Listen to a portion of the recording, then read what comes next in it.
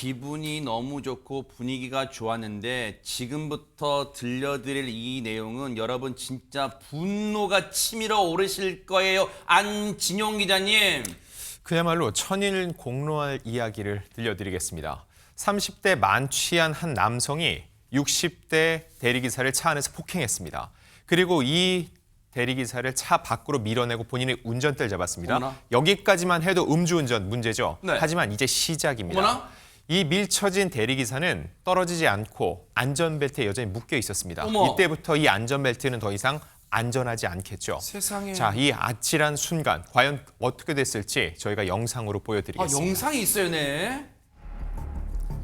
승용차 운전석이 열려 있고 밖으로 나와 있는 대리기사의 발이 보입니다. 어머나. 차 안에서 실랑이가 벌어지는 듯 하더니 운전석에 앉은 남성 모자가 밖으로 떨어집니다. 자, 근데 잠시 후 차량이 달리기 시작하죠. 중요한 건 대리기사가 밖에 매달려 있습니다. 그리고 만취한 승객이 직접 운전대를 잡고 있는 상황인데요. 어머나. 마주오던 SUV를 저렇게 들이받고도 이 승용차 어떻게 했을까요? 멈추지 않고 계속 중앙선을 넘나들며 어머. 내달립니다. 자, 안전벨트에 몸이 묶여 이 내달리는 차에서 1.5km나 매달려 있던 60대 대리기사는 결국 숨졌습니다. 뭐라고요? 저 30대 밖에 안 먹은 저희 사람이 지금 최전목이 저 사람입니까 지금? 사람이 아니죠. 저런 행동을 하고 어떻게 사람이라고 얘기할 수 있겠습니까? 사람이라면 도저히 할 수 없는 행동을 했어요. 금수만도 못해요. 저는 사람이라고 보이지 않고요. 저 30대 남성 회사 동료들과 술자리 하고 나서 대리운전기사를 불렀는데 4만 원 줬습니다. 그 60대 대리운전기사가 4만 원 벌기 위해서 운전대를 잡았어요. 세상에. 그런데 가고 있는데 갑자기 60대 대리기사에게 욕설을 퍼붓고 폭행을 가하기 시작했습니다. 이유가 뭔지 아세요?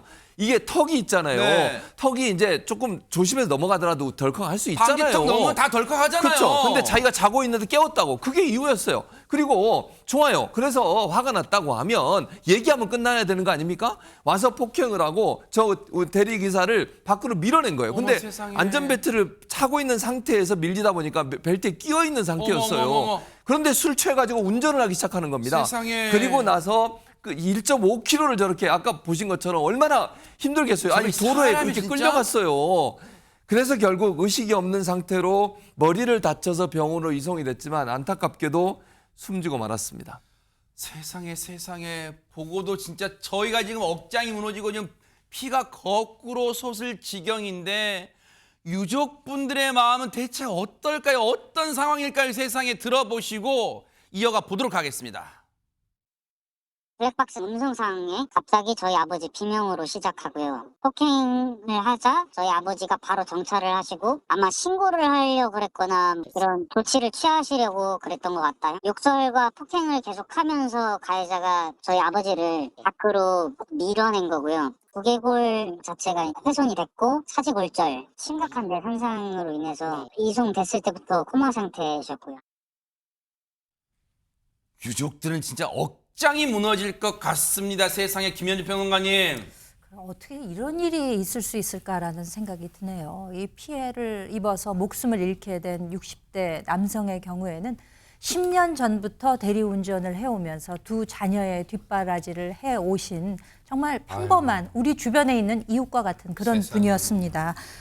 그중에서 이 아들이 그 사고 전날 기억하는 아버지 모습이 이제 마지막 모습이 되고 말았는데요. 네. 그 당일에 이런 얘기를 하셨다 그래요. 아들 그 자켓을 이렇게 들어 보이면서 내가 경조사 갈 때 네 옷 좀 빌려 입어도 되겠니? 라고 얘기를 하니까 그럼 그렇게 하세요. 다녀오세요. 라고 얘기를 했던 그 대화가 마지막 인사가 될 줄 그 누가 상상이나 했겠습니까?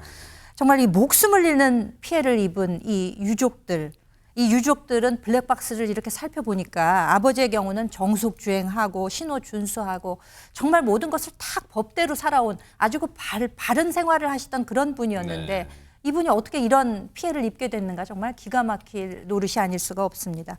피가 거꾸로 솟는 것 같다는 표현이 뭐 그 이상으로도 표현할 수 없을 것 같고요.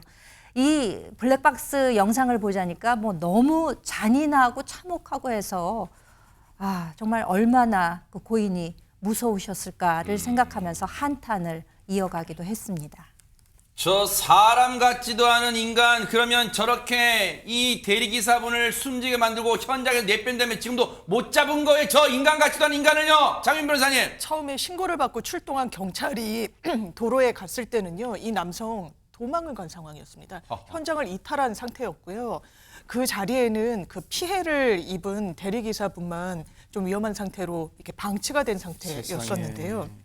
경찰이 바로 CCTV를 확보해서 확인 작업에 나섰습니다. 그래서 CCTV를 확보해 봤더니 운전석 문이 열린 채로 차가 빠른 속도로 달려나가는 장면을 확보를 했고요. 바로 30대 운전자를 직후에 현행범으로 체포하게 됐습니다.